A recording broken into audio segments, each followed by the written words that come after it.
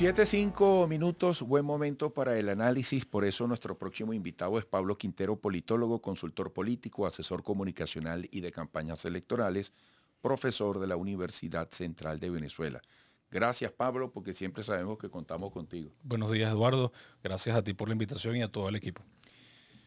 Bueno, ¿qué traducciones iniciales estás haciendo sobre el escenario que arrojó el proceso de ayer? Bueno, mira, yo creo que no hay que rebuscar mucho dentro del análisis. La primera premisa es, Eduardo, como lo dijo el invitado anterior, la abstención para la oposición es catastrófica porque refleja los mismos resultados de eventos y procesos electorales pasados donde la oposición no acude. Y por supuesto, el chavismo no es que se echa a llorar, el gobierno no es que se echa a llorar y a lamentarse, ¿no? Conquista los espacios, terminan siendo gobernadores, ahora son diputados, son mayorías dentro del Parlamento, conquistaron todos los espacios de las gobernaciones en todo el país. Y esto es lamentable, Eduardo, porque obliga a la oposición a dar respuesta en cuanto a cuál es la estrategia después de la elección. Depender de la comunidad internacional, como lo hemos conversado muchas veces en tu programa. ¿En qué sentido? Bueno, si nosotros no nos abstenemos, partiendo de la lógica de ellos, de ese sector que se abstiene, nos abstenemos, bueno, damos por hecho entonces que vendrán acciones después de la abstención. ¿Y cuáles serán esas acciones? Bueno, Marco Rubio hará algo, Donald Trump hará algo, la comunidad internacional como ya lo hemos conversado aquí, va a mandar algunos marines a Venezuela, una intervención militar. Sabemos que perfectamente eso no está sobre el tapete. Entonces la situación es que después de la abstención no hay nada. Hay un ruido más bien por parte del oficialismo, donde evidentemente demuestran que son mayoría por parte de los electores al conquistar todos los espacios de la gobernación. Y vemos que, Eduardo, la oposición está en el peor, en el peor momento histórico de toda su carrera política. Ahora, profe, cuando analizamos los resultados así por encima, uno se da cuenta que la llamada Alianza Democrática saca prácticamente 60.000 votos a esta alianza, Un Nuevo Tiempo, Unión y Cambio, representado por Enrique Capriles. El por qué esta diferencia mayúscula de votos, podríamos decir, entre estos dos factores, y cómo ve la visión de la oposición dentro de la Asamblea con figuras ya electas como Enrique Capriles y Stalin González. Ok, la Alianza Democrática en efecto está por encima de la tarjeta UNT única. Ellos ya tenían diputados dentro de la Asamblea Nacional, tienen una estructura, es decir, tienen bastante tiempo, diríamos, bregando dentro del sistema. Lamentablemente en este caso, UNT y única no lograron sobrepasar una mayoría, de hecho metieron muy pocos diputados, pero eso también se debe a los factores de desgaste. Factores de falta de credibilidad, factores de desgaste, una campaña muy corta, ausencia de recursos, desinformación. Y lo otro es también entender que la abstención, aquí lo hemos conversado mucho con Eduardo, la política no es un día te abstienes, otro día votas, el voto es bueno, el voto es malo, eso confunde a la gente. Y eso es lo que ha pasado a lo largo de todo este tiempo. Entonces, eso se traduce en números y lamentablemente aquí nos hemos dado cuenta que la oposición le ha costado mucho marcar una ruta estratégica coherente para la gente. Tú no le puedes pedir a la población venezolana diciéndole el año pasado, el 28 de julio, el voto vale la pena, hay que votar. Y después abstente. Y después vienen otras elecciones, vienen las de alcaldes Alcaldía. ahora. Ajá. Y lo más importante, una elección como alcalde es el contacto directo. Mira, Eduardo, bueno, tú lo llegaste a vivir aquí en Chacao con el alcalde Gustavo Duque, cuando tu accidente que tú nos Sí. contaste, es el contacto directo que tiene el ciudadano con el alcalde. Entonces, va a llegar ahora la oposición a pedir abstención nuevamente a la elección de alcalde. Yo considero que el chavismo, el gobierno va a aprovechar también la ola de triunfo para convocar estas elecciones dentro de poco, ¿ok? Y jugar un poco con la desilusión, el desencanto de la oposición. Ahora, ¿qué es necesario? Y es algo que he venido conversando en muchos espacios, una renovación total de la oposición. La oposición está absolutamente desgastada en credibilidad, mira, en concreción de objetivos, promesas incumplidas. Mira, aquí Eduardo, aquí se habló del 9 de enero, que, no sé, que íbamos a cobrar, que hasta el final hay un exceso de consignas que ahogan a la misma oposición. La gente no quiere saber de los opositores al día de hoy. La gente, y mucho menos después del mapa rojo de ayer. Creo que has adelantado parte de la difícil pregunta que pienso plantearte, pero que creo que se está haciendo mucha gente.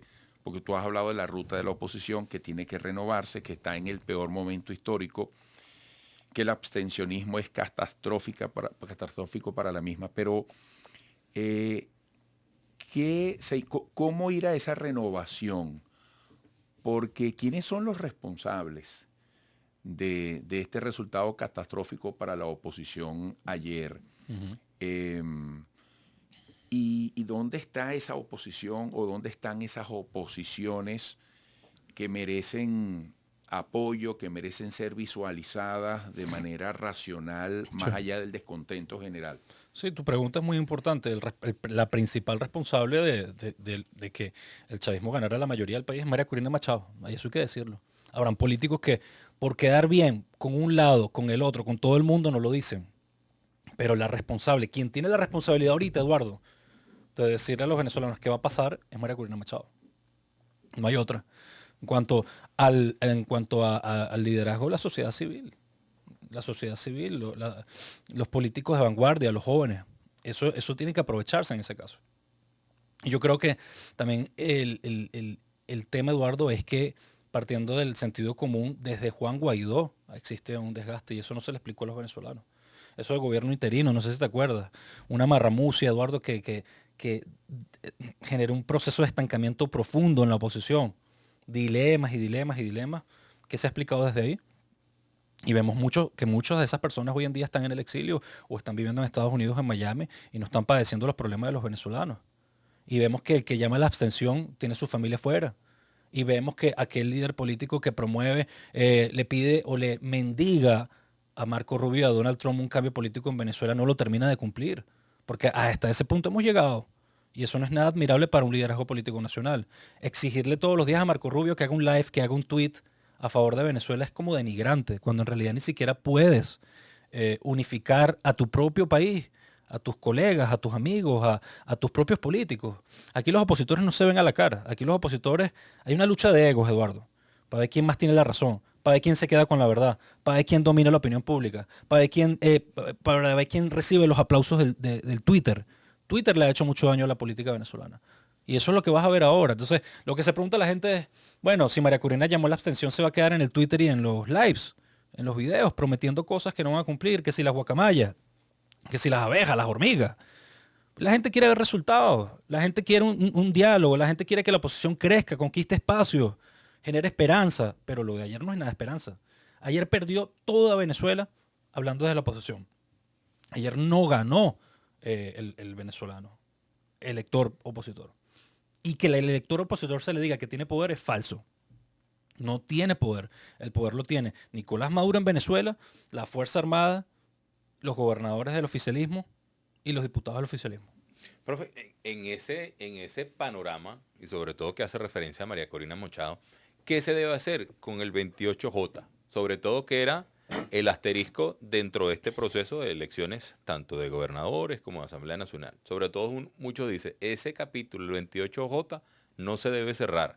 Como estrategia, ¿qué debe hacer la oposición cuando se refiere a eso? Claro, Saúl, es que fíjate, quienes pasaron la página son los que se abstuvieron, porque tú tienes incidencia en los espacios de la vida pública cuando tú ganas poder, cuando ganas terreno. ¿Te vas a quedar reclamando el 28J en las redes sociales? Esa es la pregunta. ¿En Twitter? No.